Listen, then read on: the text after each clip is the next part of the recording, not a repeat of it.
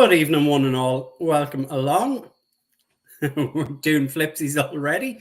It's season 5, episode 47 of the UK Dallas Cowboys podcast. Good evening, sir. How are things? yeah, it's all good. We're getting this is my favorite week now. Combine week is on us. I'm like super excited. I'd like Rian said to me, the wife, sorry, was speaking to me, and she was like, "Oh, what are we doing on the weekend? What's the plans?" I was like, "Combine." She didn't even ask. She's like, okay." That was it. That's Yeah. all that needed to be said. Now, the most important question, Mike, that I have for you: have you been scouting up on your Irish kickers? Nah, but I mean, you did say, and I know we spoke about kickers. Kickers are the unusual bunch in all of this, but I should. But the only thing I will say is I'm sticking to Cowboys relevant things at the moment. So Yeah. I'm not saying I won't. So I won't disappoint you. I will check them out. But Cowboys do not need kicker. So Yeah. kicker can wait till the end. Yeah, Basically. for sure. And for anyone that's unaware of what we're actually talking about, as well as three Irish kickers being out in America for the combine, there's also Louis Rees-Zammit, who is a former Welsh rugby player. So this is all part of the international player pathway, which requires every team to have at least one international player on their roster or practice squad. Yes. Yeah. So I mean, people have asked me, a lot of people around here is with the Zammit, the whole thing. They're like, "Well, what do you think?" And I was like, "Look, you got to understand where these guys are coming from. They're behind the 8 ball heavily. Oh yeah, and they're all like saying, "Oh, he's put down. He's going to be a wide receiver." And I was like, "Yeah, okay." And I was like, "What you're really expecting of these guys, like in obviously Reese's position, yeah, is that he can impress enough." So the good news is he doesn't cost towards both the cap and the roster number. yeah, So he's effectively a free extra player. yeah. So teams are going to have him on there, but whether you give him the trust to run routes, which he hasn't done before, and Yeah. to catch footballs in a game, which he hasn't done before, Yeah. there's still a lot of like the issue is he's playing wide receiver. Yet physicality, athleticism is a big part of it, but wide receiver is all about feel. It's instinct, and you gotta be, the more natural you are at the position, and in your route running, the easier it is. And so far, Reese has played zero American football, so Yeah. there's a lot there. So when people ask me, I say, look, you just temper your expectations, but when you do see him on the field, it's going to be on special teams, because this is where I think he comes into his own, is that he's got this high level athleticism. He's a big guy. He's like 6'3", just less than 200 pounds. Yeah, he can run, he can move. He's got some, and being rugby player, they know how to tackle. Yeah. So to me, that's screaming gunner. Get him as a gunner, and I think and even if he just has a career as that, there's no shame in that. That's really good. It's very, very important position. And to go from playing rugby to being a top form gunner in the NFL, well, I think that just goes to show you how adaptable and versatile as an athlete he is. That's if he gets there. Yeah, absolutely. And look, Joe, it's great to see you. You managed to catch us on time this evening, and welcome along. We have been missing you. But look, we have had a few issues in terms of Facebook and Twitter hacks in recent months, so we're just trying to sort all those things out. But we are kind of back on Facebook. Yeah, so we get that sorted out. But before we dive into tonight's topic, Mike, obviously, look, in the last hour or so, we've had news from Stephen Jones that they want to get Dak extended. And I mean, I don't think that's shocking to anyone at all. No, no. I mean, like a lot of the stuff that and I mean, when you look at the interview, it's like a corridor interview. Like he's just Yeah, kind of being caught in the corner as he's walking through, which is how it really goes when you're at the combine. Nothing he said was shocking. I watched it and I'm like, oh no, not really. But yeah, it's you try and get the trouble you have is that whenever Stephen Jones, unfortunately, his face flashes up on the rounds for Cowboys Nation, it always stirs up a hornet's nest because people have mixed feelings on what they think of Stephen Jones. yeah. That's just that's sports. That's that's the NFL. Life in general. Yeah, exactly. People will either love you or hate you, and Yeah, the comments he's made haven't really gone either way. You kind of like go, Jerry said we're all in.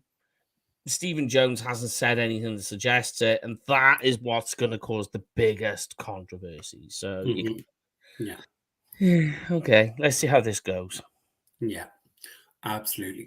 And a belated happy birthday to Joe's niece. That's why he was missing last week. But I mean, look, it's no surprise to anyone that we're going to extend Dak. And Yeah, I it mean, has to be. I've the article. Finally, I got the article finished. I've sent it over to you for read through and publishing.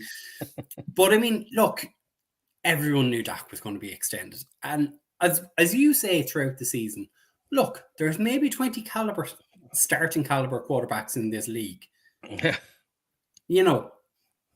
So why would you not extend him? Yeah. A lot like it's always the joke, if you like, almost on me on what people say is they go, oh look, we should just draft, and I'm just like, yeah, we should just draft, of course, because the answer to every team's problems at quarterback has always been just draft, because like there's never been quarterbacks drafted in the first round that go through their rookie contract and find themselves on another team. Like that literally never happens, does it? And if you haven't, if you haven't sensed the sarcasm in my voice by now, but it's all very well and good saying draft a guy, but like, what you got to know is that okay, quarterback is a very big position you need to solidify, and Yeah, if you said with the 49ers, if you had different quarterback, I'm not saying by any means Purdy was the problem of why the 49ers lost that. But you have no, to think that's that fair. if there was a different quarterback in there, just like say a Dak level quarterback, how different that game would be. So Yeah, it's not the be all and end all. It's the sum of all parts. hmm And if you manage to find yourself, and like the bit that always makes me laugh when you ask people about where Dak ranks, it always seems to be outside the top 10. I don't know why, because then when they name the top 10 quarterbacks, they never really tally up. Nothing makes sense there. But if yeah, you have a top 10 quarterback, then the sum of all parts, you've managed to solve the biggest riddle. And the yeah, Cowboys have the biggest riddle solved right now. yeah, Other riddles that are really hard to find. There's always like, cornerback, pass rusher, wide receiver, yeah, running back, offensive line. yeah, These are all, but they're the sum of the parts that you've got to get. If you can figure out one part, then the rest will sort of work itself out. And that's what the hmm Cowboys are doing. And to just turn around and say, we'll just write it out. I mean, like, there's plenty of players out there that find this madness that, on different teams, that there are yeah, Cowboys fans saying trade Dak. And yeah, okay, no trade clause, yada, yada, yada. yeah. There's rules stipulating to that No trade, no anyway. tag. Yeah, I mean, there's rules to that. I mean, you can still get traded, but it's finicky. But anyway, Yes. I mean, we can discuss it if you want, but hmm but you know, they find there's a lot of players that find it madness that Dak everyone wants Dak to be traded or to go, or that he's not worth the money when he just led the league last season in touchdowns. Yeah. That he's won 12 games and got to the playoffs in 3 consecutive years. Yeah. And these players, they're just like, you're not listening to yourselves. That the issue people have, that the bad taste that sits in their mouth, is always recency. So the last game Dak plays is the playoffs. Yeah. It's a wild card game where they bounce in and out. And they just go, oh, well, Dak's the problem. That's where he needs to go. And you're like, you need to look at, again, the word I'm going to use, the sum of all parts. And Dak was, he had struggles in that game. Yeah. He wasn't the sole reason. He wasn't the only one. No. He wasn't the sole reason. There was, again, this just sounded like a broken record, the sum of all parts. But in that game, it was a collection of issues that came about. But yeah, I think you extend Dak, which helps you out. The cap has gone up by an extra 30 million. So that now means a guy like, say, for argument's sake, like Tyron Smith, right? Yes. We were all talking, is Tyron Smith, is he going to be with the Cowboys next year? Well, that extra 30 million now is the reason why you can keep him. Like before, if you said it was like, it went up by another 15 or so, you're kind of like, oh, okay, that's tight. But now you got an extra 30. And like, to me, that's like, there we go. That's Tyron Smith. Or, that like we was talking before with the wide receivers and we were talking about Brandon Cooks.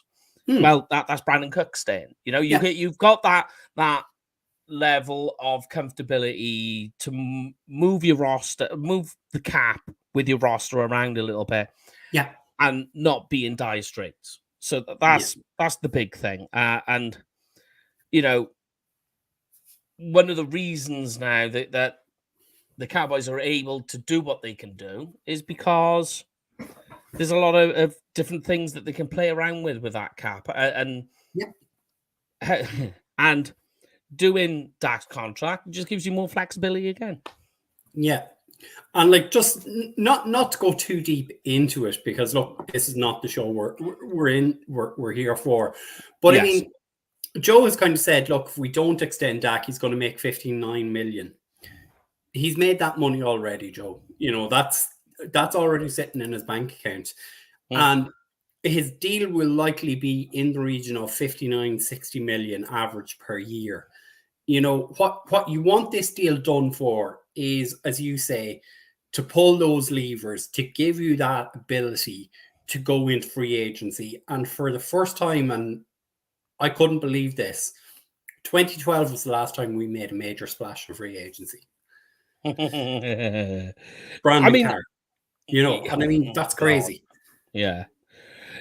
And this is where the Cowboys get stuck, is it's this whole, their whole philosophy on free agency, that it's all well and good saying, we want to get these good, because they do draft well, right? The Cowboys draft very, very good.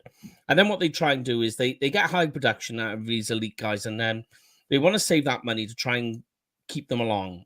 There's other things that the front office, unfortunately, do wrong. Yeah. That means they have to overpay to keep their guys. Dak is a good example of that. Yeah. But the irony here is if they never franchise tagged him that 1 year and they just got the deal done, we're talking this conversation we would have had last season. Yeah. And we're having a totally different discussion about cap numbers and all the rest of it this season. Yeah. So the reason that they don't move much in free agency is for that reason. But I think what the Cowboys need to do is they just need to, they're so desperate to cling on to the philosophy because they're worried about what will happen. And, Jerry has been stung so many times in the past. You can kind of see, like he's lost almost, like he hasn't completely lost the trust, but there's just like a sort of a level of apprehension because of stuff that's happened during his time running the Cowboys, that he's always just kind of like, a little unwilling to let go of the safety trigger, but he needs to. He needs to let the safety off. Just go out there and just so you go and you sort CD out, which is a big one. You sort Dak out. You get ready to sort out Micah, but you do it off the idea of we're going to get a load of free agents in this year, which is also going to help us. Yeah. And like, you know, you're going to churn out a lot of roster. Yeah. But this is the thing. To me, the window is closing. It's closing quick. Yeah. Because you're going to have guys, Tyron Smith, I think this is his last year. I think Zach Martin, this is his last year. I honestly do. From a number of conversations I've had. Yeah. I'll tell you off it. I can't do it now because I'd be doing some people a disservice for saying. But say no more. yeah, you know, so there's that, you know, Deron Bland. This is going to be his last year with the Cowboys, possibly. I think more with Deron Bland, it's more of the cost that he's going to price himself out. Yeah. So there's a lot that they've got to figure out. Because this window is closing quickly, and if you decide that this is going to be, if they do decide, right? Because I'm happy.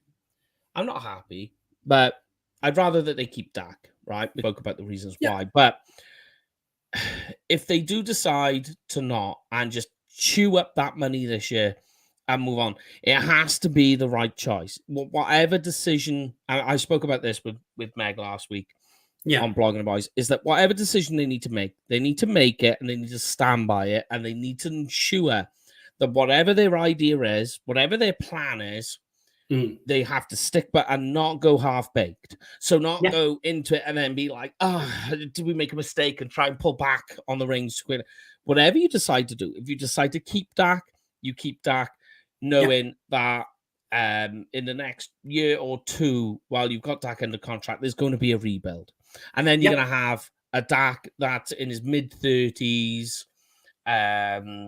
trying to get the last glimmer of glory before he goes off down the road. So the window is what I'm saying is very, very slim now.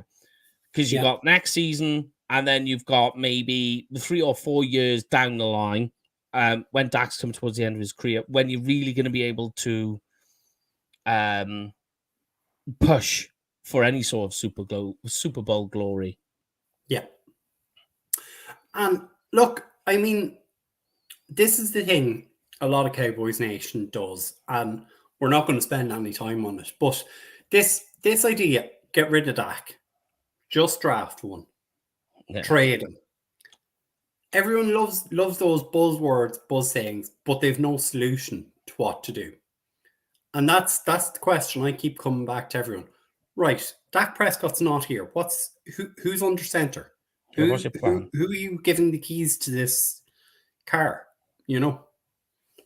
And that's the question I'll throw back to everybody. And that's where you get a lot of people, because you go, okay, Dak's not here, so what's your plan? And you know, you get all sorts, and you'd be like, well, Trey Lance, and you're like, oh, okay, I'm not even having this discussion because the Trey Lance talk is wild. I mean, this is never, when we talk about the players, we're never talking about them as a person. We're talking about them as a player. Sure, he's a great person, fantastic locker room guy, all the rest of it. But this is an FCS guy who, especially towards the end of his time, wasn't really a big or accurate thrower. And in the NFL, you've got to be. You know, what made him so delightful, especially to the 49ers, is his ability to be this dual threat type guy, which is what they've had in the past that worked in Colin Kaepernick. And that is essentially what Trey Lance is. He's developed back there, and you hope that over time, and we've spoken to his quarterback coach when he was in Dallas, and he's saying he has come along a long way. But how far along is he in terms of being still that first round type quarterback? You know, that's not your that. There's too many question marks with Trey Lance, and then you say, okay, well, we'll just draft a guy. Well, there's just as many question marks there as there was before. You know, wherever you're leaving to, there's massive question marks. Yeah. So just before we start talking about the defensive tackles tonight, a bit of breaking news earlier today was Marvin Harrison Jr. is not going to run at the combine. He's not doing no tests. No tests. He's not taking part in the Ohio State Pro Day. There's a few more people have also said they're not going to do it. And it seems to be a case that we're flipping back. The guys are going, well, this is not really that important. I have a body work on tape. And these tests are not going to tell an awful lot. There are guys who need to go to the combine, obviously. But for guys like a Marvin Harrison, who is a guaranteed top 5 pick, what is combine going to do for him, really? Yeah, I mean, Jim Nagy asked the question, and I answered it to him, and he said, who's a guy who, regardless of their combine numbers, will not, that needle won't move for you. And I put Marvin Harrison Jr. I said, look, Marvin Harrison Jr. is still, even though he's doing 0 tests in the combine, he's still my number 1 overall pick. I actually think, in some ways, so you got to kind of read between the lines and find out the reason. And this is what I think is quite smart from Marvin Harrison Jr. is he's saying it's about the football, right? Okay. Now let me digest that and find out what you mean by it. And what he's saying is that rather than me spending time testing, because this guy, like on scoring, when he does his athletic score, we all know his RAS score is going to be like 95, 96, 97. Do you know what I mean? It's a given. You know that this is coming because you can see it. You see it time and again. And you said it. It's all about the tape. Tape is going to tell you everything. And there's nothing really on the testing that's going to tell you what you already can see on tape. And he's saying it's all about the football. I want it to be about football. And reading between it is how I've interpreted it is that the combine, all these boys, these prospects, as they're training for the combine, they're training for the combine. They're not training for football, right? It's like a driving test. You don't ever go for your driving test to prove you can drive. You prove you can pass a test. You learn to drive after you pass the test. So with Marvin Harrison is, for him, it's more because he wants to concentrate on football. He now doesn't need to prepare for a combine. He can prepare for life in football. Plus, you think he spends, so Ohio State, so you think they haven't played football since January.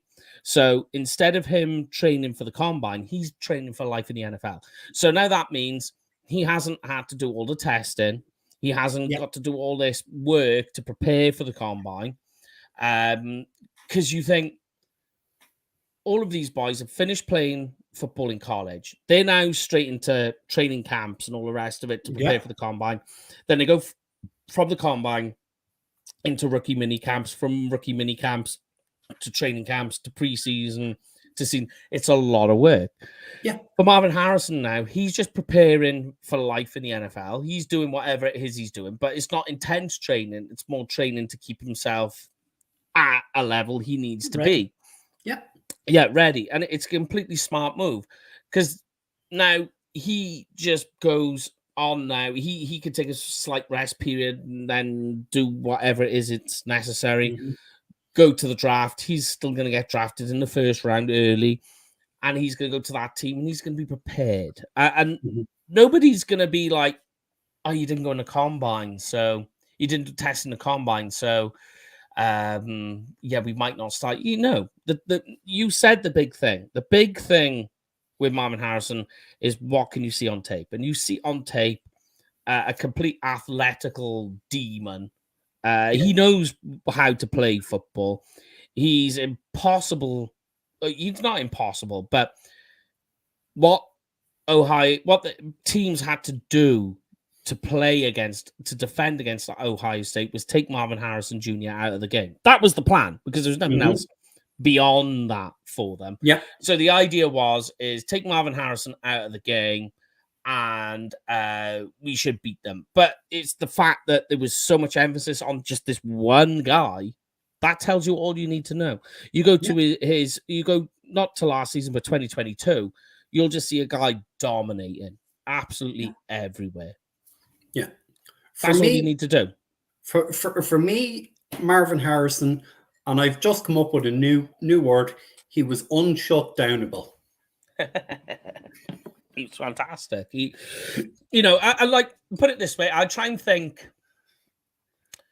I tried to think how I felt about a wide receiver with Marvin Harrison, and the only one I can think that's in recent time is Julio Jones. I can remember Julio Jones coming through, and like I was like it with Amari Cooper. Amari Cooper going, I mean, in college, an absolute rock star. It's unfortunate that he goes to what was the Oakland Raiders at the time, which kind of naffed him up a bit. But Julio Jones was previous to that, and I could just remember him being like, "This is insane. This guy is just this guy is going to win everything." And that's how I kind of see that Marvin Harrison is on that same level as Julio Jones. Yeah. So just quick comment here. Joe did put a comment in here to us. He said, we need to sign a veteran linebacker in free agency. No rookie linebacker in the draft will help you this year. I think I disagree with that and say, Joe, maybe go back 2 weeks ago when we did the off-ball linebackers. And Mike is going to laugh when I say it. Edgerrin Cooper, Texas A&M, will help you this year. He definitely helped you. But I agree with what you're saying. I also agree with Joe. Like, there's a mixture of two because essentially the Cowboys are just lacking in just linebacker numbers. Yes. When you think it's a volatile position, we've got question marks with both Damone Clark and DeMarvion Overshown in terms of durability. Damone Clark showed last year he can handle it, but obviously there's still obviously from where he came from with LSU with the injury, you still have that slight niggle.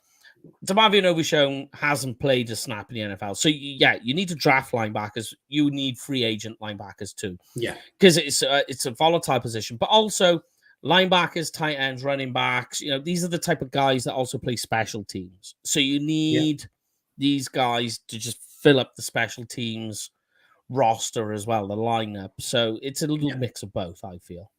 Yeah. I mean, Luke Gifford made a career in Dallas out of special teams. Yeah.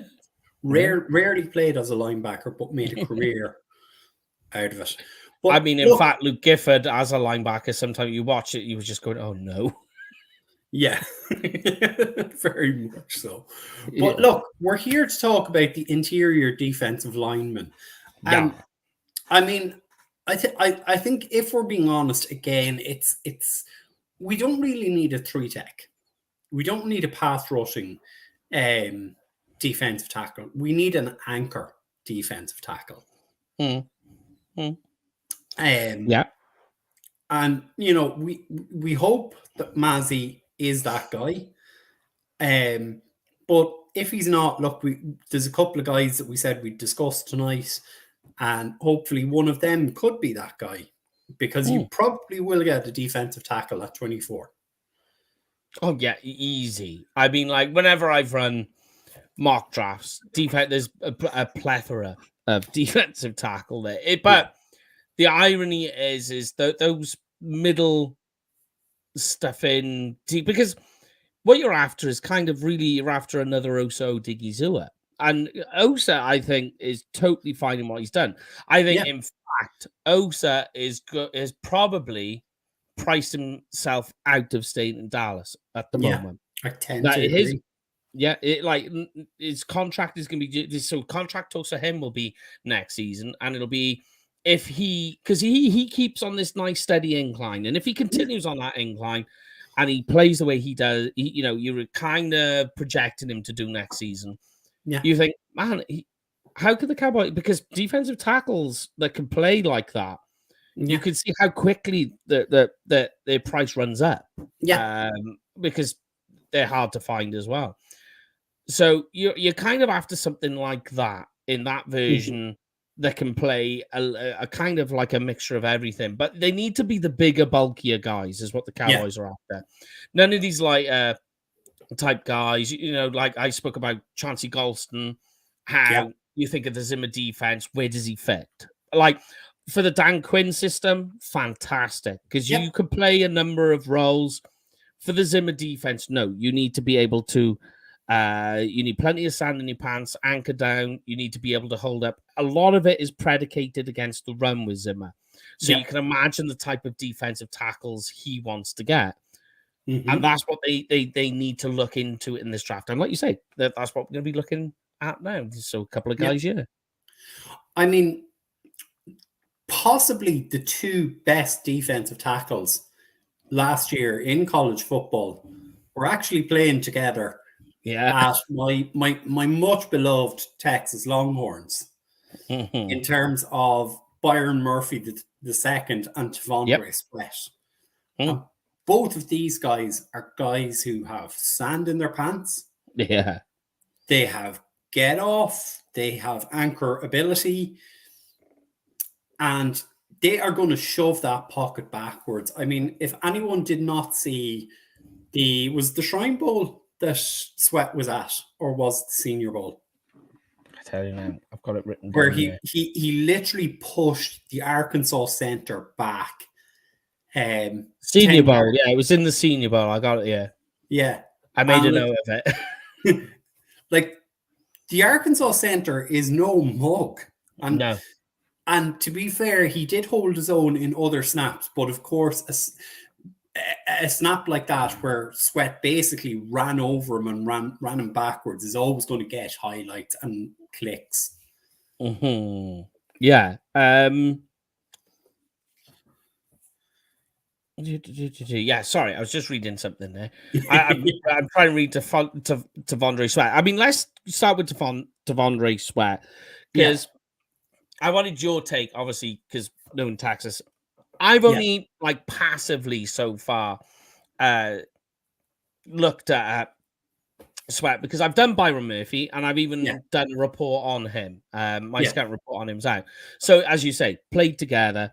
So you kind of like, sometimes you do it, and it sometimes happens with players on the opposite side of the field too, where certain players just catch attention. So you're like, I'm watching Byron Murphy, and all of a sudden your eyes move across to another player who's doing something else, and that's Tavondre Sweat. I'm noticing it.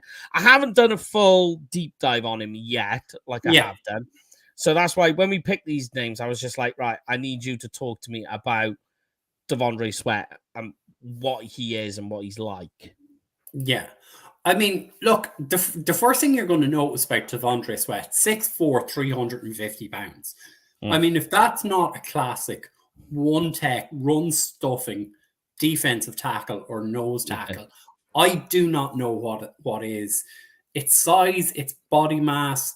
He's also got a scheme versatility, initial quickness, and he is very strong at the point of the attack. As I say, that snap where he's literally pushing the Arkansas center back, and he's literally folding him backwards on his knees. That's the kind of guy you're talking about here.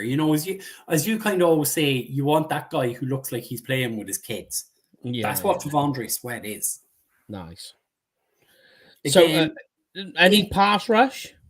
Oh, huge amount of pass rush. Like in that game against Alabama in Tuscaloosa this year, the defensive line for the Longhorns absolutely ran all over the Alabama Crimson Tide offensive line. That's an offensive line with J.C. Latham, who's going to be a first-round offensive tackler going off the board. I also think that their center is coming out this year. So he's, like that's the caliber. And like most of the time, Alabama have five-star recruits playing on their offensive line. Yeah. and they bullied them. No team has gone into Tuscaloosa in the last, I think nearly in the Nick Saban era, and bullied Alabama in the way they did. Like, I think the stat that came out at the end of the game was the Longhorns won by 10, and they could have won by more than that. And no team had ever beaten Alabama by more than 10 at Tuscaloosa in the Nick Saban era. I do remember seeing that game. I was watching something else and it was coming through, and I was just like, wow. Yeah. But wild. Yeah. So I mean, so given with him, so like, is there any major negatives with him, or what are the negatives in general? The negatives, and it's his pad leverage. He can get forklifted a little bit. You know, it's trying to make sure that he's low enough that he can't be lifted up. And I mean, for a 350-pound guy, if you're lifting him up, that's a worry. His motor is a little bit of a worry as well. And it's because that thing with Texas were rotating their line. It's kind of like that Dan Quinn thing last season, where Texas were nearly rotating the whole defensive front every snap. You know, so like that, there was snaps where you had Tavondre Sweat and Byron Murphy in together. There were snaps where Murphy was out and Baron Sauer was in. And there's another guy, I cannot remember his name at the minute, but like they never kind of had a consistent 3-down defensive tackle. So that's something that you will need to watch out for on the tape. It's like, will he do it every down, every snap? And can he play at that NFL level every down, every snap? You know, as we say with defensive tackle, you can't measure them on their first year because they're getting up to speed. They're getting used to what's going on in the NFL, and they're having to play every down most of the time. And that's where you have to be wary with Sweat, is that he's not an every down defensive tackle. So would you say then the guy next to him, so this guy I've looked at, Byron Murphy, would you call him an every down guy? I'm not sure. He has a higher motor than Tavondre Sweat, but that's natural given the 3 stone weight difference between Sweat and Murphy. You know, so you're not going to, I suppose, to be fair to Tavondre Sweat, you're not going to expect him to play every down of 350 pounds. Whereas exactly. Murphy is closer to 300, 310. So you would say, yes, he has that little bit of a higher motor. That's a guy who can play. Yeah, that's what I was hoping you would get to. I was like, let's see if he gets it. But no, spot on. Because, I mean, like, the thing with Byron Murphy, a big thing for me when you think about how the Big 12 works and how well Texas played last year. I mean, like, you're talking of Tavondre Sweat, and then you go, right, but hold on, Byron Murphy, all Big 12 first team, and he was Big 12 defensive lineman of the year. So straight away, you kind of like go, oh, okay, checking boxes. Like, for me, when I watched him, the thing that literally stands out on tape straight away, and like, you could just get any play and just put it on and you'll spot him, because Byron Murphy, I don't know how he's able to do it, whether he's got like a sixth sense or whether he's got some form of telepathy or whatever you want to call it, that it's his first step that not only is it wildly explosive, like it is an elite first step. The acceleration and burst on this guy is insane, but it's timed to perfection all the time. You just go, oh wow, and he's away and he's gone. I'm trying to see if I have. So you say, oh, a guy who's timing his snaps, you know, that can be a bit risky sometimes. 0 penalties. Didn't get caught once offside or going early, neutral zone infraction. Guy is straight into it. I do like that. And one of the things that he had to have a lot of as well was he needed to be double teamed, because he was just so quick off the mark, so much acceleration burst. He had to demand those double teams. There was just no. It was just like you just had to. He just had to have it because if you put him just hat on hat, the guy he's beating him. You're done.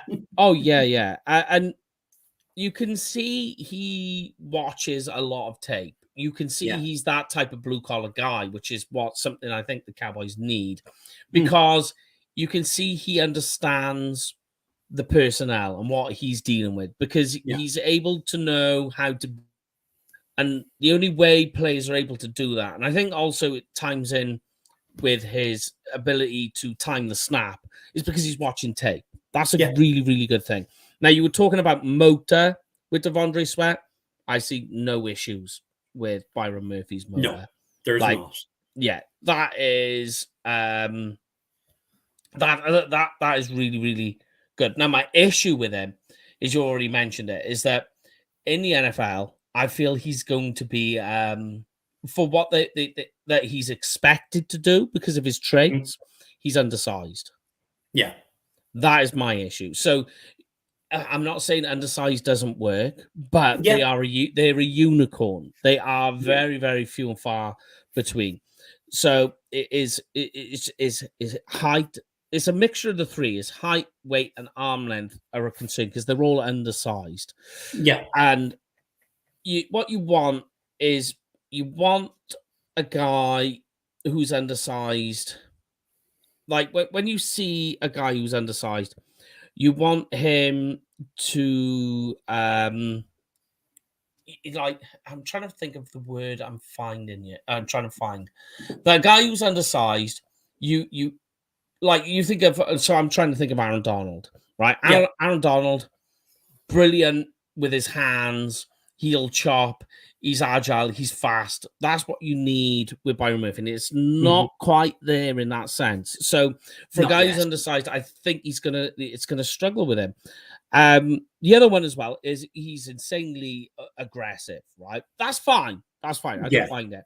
But I watched on tape quite a lot where Byron Murphy is in the backfield on his own, because he's so quick, he's so aggressive to get into the backfield. Teams were able to know that that's what he's doing. And basically, like for a quarterback, if he just shifts his weight a little bit and moves forward, Byron Murphy is just, because he's just like a raging bull. He's gone. And he's just into the backfield with his nobody there, because the quarterback's just gone, okay, you're coming this way. I know what's going to happen here. Yeah. So it kind of made him that way. It made him that way, kind of neutralize himself on the play. And then going back to the size of his issue, and I spoke about it earlier, that he demands double teams. Because he's undersized, he's not able to take those double teams on. I don't think, whenever I've seen him get double teamed, I didn't see him beating that very often. Because he doesn't have the mass. He doesn't have the mass to take it on. Yeah. It's, as you say, look, it's sand in the pants that you want. And I mean, if you're looking at these two guys,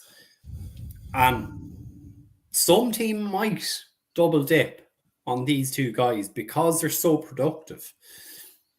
Is you're going, right, Sweat is my first and second round guy, and Murphy is my third down pass rushing 3-tech who can get into the backfield. But you rightly say the concern with Murphy is he's so regularly in the backfield.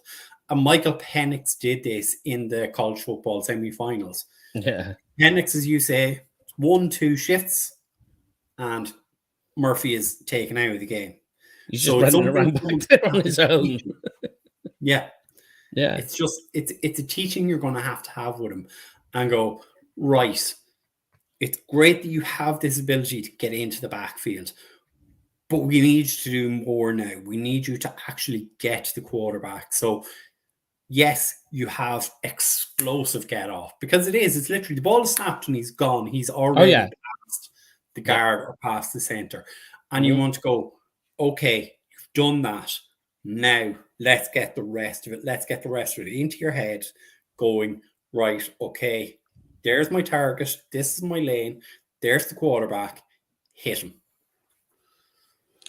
Yeah. And, like, it's one of those things where the defensive tackle position is a little bit selfless.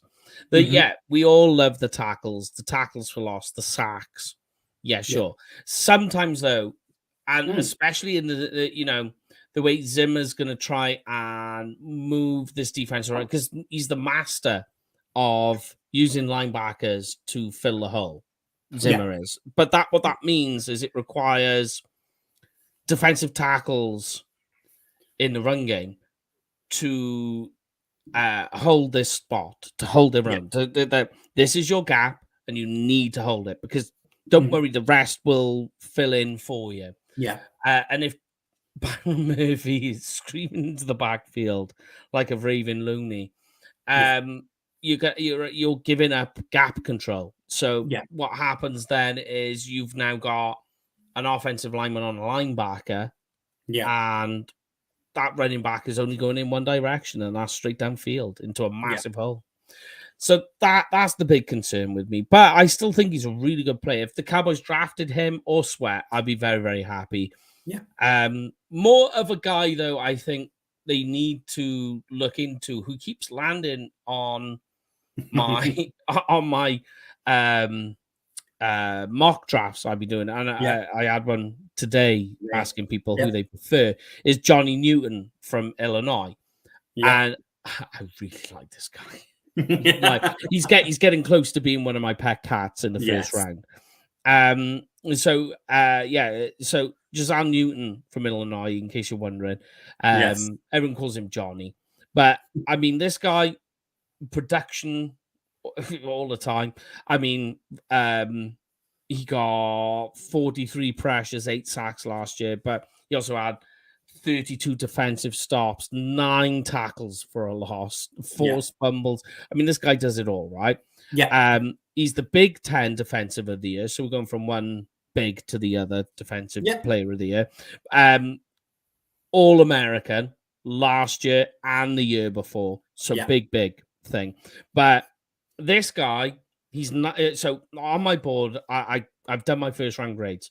He is my last one. He's number 19. So he Okay. has a first round grade, and he's Yeah. the last one. After that is the cutoff. I mean, this guy just does it all. I mean, he's just on my report. I just put he is as dominant as they come. He really, really is. And Mhm.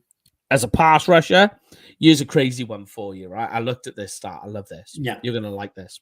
As a pass rusher, right? Now, bear in mind, I would say he's about as good as a run stopper as he is a pass rusher, right?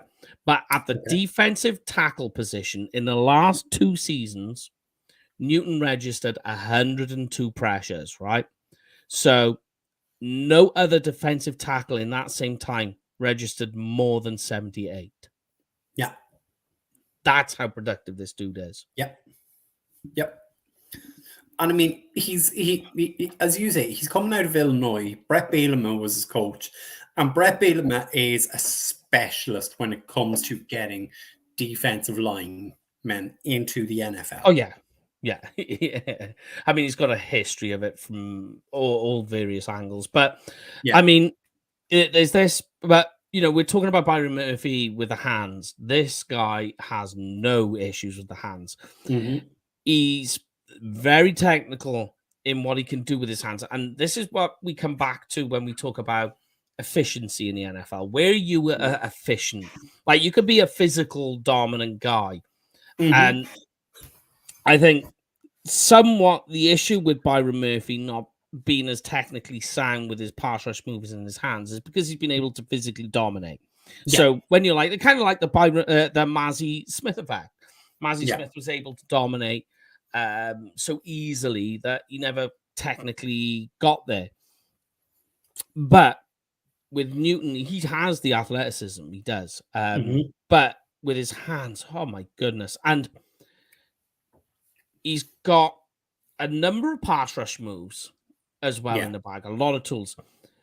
His club, the club swim that he has, I mean, is Yeah. just lethal. Like, he uses that to such perfect timing and perfection. Mhm. Unbelievable. And then you look at, like, I put, the issues with Byron Murphy's hands. You do see it. that he can overextend. We talked about Tyler Guyton. Guyton's a guy who had issues with his hands and striking. Not Newton. I mean, Newton's hand striking is just perfectly on point. It's well timed. It's right on target. He's got the strength to bull rush if you wanted him to. But like,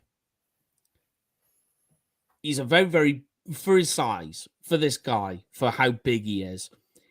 If you really, he's got the ability, and he did it in college for Illinois to play defensive end as well. And you're just like, that's just wild. You can't have a man of this size, but he can do it because he's so flexible. I mean, this guy's 6'2", 298 pound. We'll see what he comes in at the combine. But he can play defensive end if he wanted to, because he's got the flexibility to bend and get around. So the question I'd have for you there, Mike, and I don't mean to cut across you in this, is are we not saying then that maybe he's a touch undersized, or does the technique make up for that? So the issue with Newton, and I'm trying to think of how he projects in the NFL. So the issue you've got is he's this undersized defensive tackle who's got great flexibility, who could play defensive end. The issue is he's got really short arms, right? I can't wait to see what this comes in on the combine. So you kind of like go, oof. So then the idea is that puts him, that will put most coaches off trying to play him as a traditional defensive end. So then you say, well, let's play him as a traditional defensive tackle. And the issue is again, he's wildly undersized for that position. So with Newton, you've got this fantastic foundation of, you can decide when you get him what you want to do with him, but you really do need to have a plan, because this is a guy who I called the jack of all trades and the master of none. And I mean that in terms of what position you can play him in the NFL. So he could do it all, but he's not really the master of any because of either physical limitations, well, really, that's it. The physical limitations on where you want to place him. You've got to bring him in, but you've got to have a plan for him. Do you want him to shed down, get him a little bit shifty, get him a little bit fast and play him defensive end, or do you want him to bulk him up and play in the middle? You've got to have that plan. And again, this is a guy who struggles to beat double teams, mostly due to his mass. So if you are going to play him in the middle and you want him to be this guy who could do a little bit of everything in the middle, you need to put bulk on him. You need to put mass on him to help get through some of those tougher times when he's been double teamed in the game. Yeah. And I mean, if we look at a Cowboys specifically, I mean, we can not, I'm not trying to make a direct comparison, but we kind of have that guy on the roster already in Chauncey Goldston, who really is a defensive end, but has played a good bit of defensive tackle to get him on the field. If you bring in another guy, as you say, and look, we saw it with Mazzy Smith last year. He came in and he dropped so much weight during the season that, effectively he couldn't act as an anchor because he just didn't have the weight, the sand in his pants, as we say. I don't know why they did that either. That's still really confusing to me, why they got Mazzy. Like, it's like make your mind up with what they wanted to do. And I think they still do. So it's an awkward, but I don't get it. But yeah, I'm with you. That they kind of, you've got to make a decision and a plan on that, Yeah, absolutely. Apart from that, is there any other knocks or things we need to watch out for, as you say, Mr. Newton? No, I mean, in that sense, because he's got no major red flags. There was a handful of penalties, but I think that's mostly some of that is because of the rest of the talent around him. But he is really good. I like him. If the Cowboys If the Cowboys drafted him, I'd just be like, okay. And to me, I think if they did draft him, knowing how Zimmer operates a defense, he's going to play as a defensive tackle and watch to get him bulked up. Yeah. That would be my plan for him. So if we move on to the next guy then that we're going to talk about, and this is the final guy we're going to talk about tonight. We're talking about Leonard Taylor, out of Miami. Yes. 6'3", 305. You know, again, big guy, maybe a little bit undersized for defensive tackle in terms of weight. Yeah. Funnily, so a few weeks ago on one of the draft shows, I can't remember how many weeks, it was maybe about 4 weeks ago. I had Mike Tagg come on, and until the Aggies played the Hurricanes, I never knew Tagg was a Miami Hurricane fan. So we didn't speak much that week. But we got him on, and I was talking about Leonard Taylor, and I said, look, this is how I see Leonard Taylor. That is this guy who shows all the athleticism and the talent to be a first-round defensive tackle. The issue why on my board he's not is that it's funny because if you get the clips, if you get the thing that we have where you just get the player when they're on the field, you go through it and you watch this guy who has this wild arc of play. So the start of the game, he comes in slow. Then all of a sudden, pow. And he's making these moves where he's just bursting through the hole. And the explosiveness is wild. And you go, okay, this is a first-round guy. And then all of a sudden, you get to the fourth quarter, the start of, and you're just watching him do nothing. And he's just standing. He's being bullied around. He's being pushed around. He's on the ground, and you just go in, what is going on here? And then I can't remember which particular game it was, and he was against a very undersized offensive lineman. He just couldn't do anything. And you're just like, what? And then all of a sudden, then you'll put on the next game, and you'll go the entire game, and you're like, this is a first-round guy. And then you'll put on another game, and you'll watch the next one, and he's doing nothing. And you're just like, well, I don't get it. And I asked Tagg, and Tagg was just like, welcome to Miami. And he's just like, this is what it's like to be a Miami Hurricanes fan. Is you watch this team that will, and I mean, they beat Texas A&M. Which kind of pissed me off, but there we go. But because they had like one of those games that, you know, it's your barometer of how the team is. And they lost to Miami, so I was kind of like, oh, here we go. That year then. So I speak to Tagg, and he's just like, you'll see this team do this time and time again, where they'll look fantastic together. They'll be this team that you'll think, this year it comes. It's the Hurricanes are coming back. And then all of a sudden it just falls off a ledge. And he's like, Leonard Taylor is the best example of that. Now, he's strong. He's very physical. At the point of attack, brilliant. Speed and quickness, fantastic. When he managed to get his motor up and going, I mean, that thing runs hot. I mean, he's fantastic. But here's the problem, is that all of a sudden, at some point in the game, he will hit a brick wall. And it just all goes. Pad level is bad. He's inconsistent. He's high. He can't beat double teams. He does this thing where he stares at the floor. I don't know where this comes from. And I've tried to ask Tagg about this. But he's exploding off the line, and his head is down, and he's looking at the floor. And I'm looking at that, and I'm going, how are you supposed to react to what's in front of you if you're looking at the ground? And you say, okay, well, it can't be that bad. And I'll say this to you. It is that bad. All you have to do, and I know stats stay in school, but this dude had, so last season, 3 tackles for a loss and 1 sack. That's it. That's it.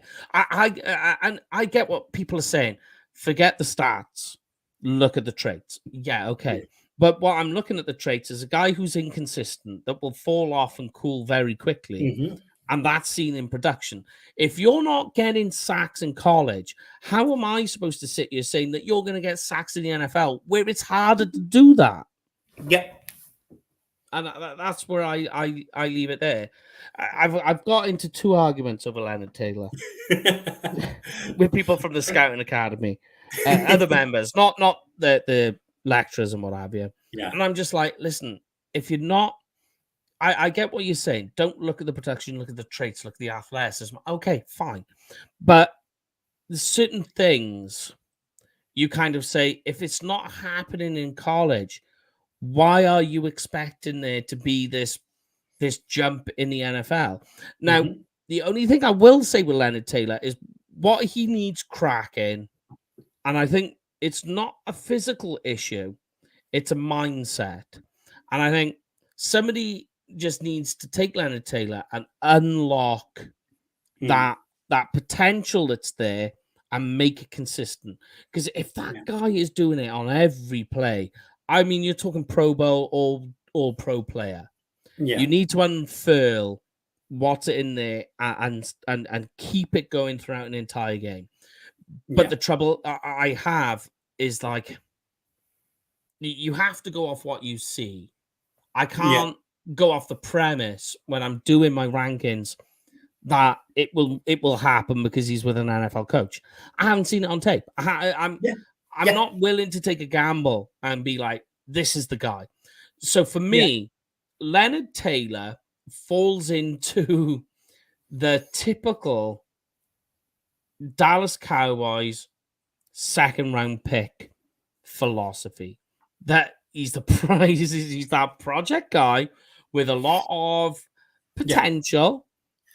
Usually these guys, the Cowboys take have got like medical flags or off-field issues. Like a slip in some form of production. Well, Leonard Taylor falls into that. And I think 2nd round, okay, is fine. The only problem I've got with it is that it doesn't fall into the Jerry Jones all-in thing. Like, you can't take a project guy this year and say that you're all in. If you do that, I'm completely, that's it. I'm not listening to a single word you're saying. Because Leonard Taylor isn't that. He's a project guy that I if I had to guess, I think somebody who, if he goes to the right type of team, I'm trying to think of some, and they can just crack the code with him. San Francisco. And just be like, this is what you need to do. This is your job now. Yeah. Maybe perhaps other distractions that are off his table, like having to not go through classes and all the rest of it. Maybe that's a little bit of a help to him. I don't know. But what I can't be willing to do when I'm sitting here and we're talking about the player and the position and the Cowboys, I can't say to you with any level of confidence, it'll be fine. He will come out of his own. All I can say to you is he's inconsistent. I see it on tape. I don't want that in the 1st round. Yeah. I mean, that's my take, and a lot of the reports I'm reading is adequate, inconsistent, adequate, not a high motor, not great IQ. He's a risk. Yeah. And like, of the 4 guys we've talked about, this is a guy you would not touch. You definitely are not taking this guy in the 1st round. No. It's a risk to take him in the 2nd round. And potentially it's still a risk in the 3rd round.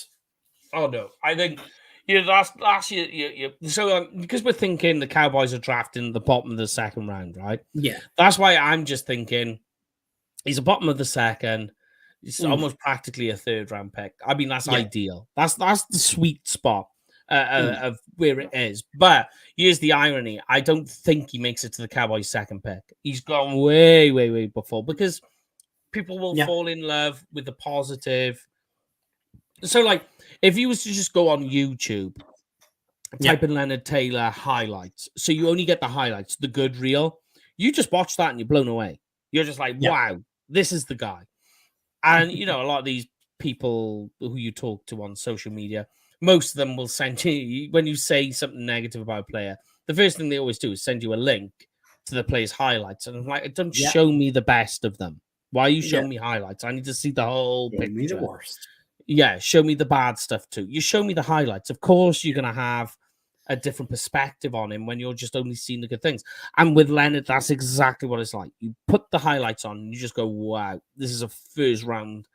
This is the second coming of Aaron Donald. You really do. No, you do. When you watch it, you think, wow. But it's just so all over the shop. You watch it and you just kind of, you get dumbfounded with what you're watching it and you're like, I don't even know what to call what you're doing right now. None of it navigates in what you're trying to do. Like, what was your landmark during this game for you to move to that angle? It doesn't make any sense. And that's what it is. And you know, he did have an undisclosed injury in 2023. I love the undisclosed. Plenty of them.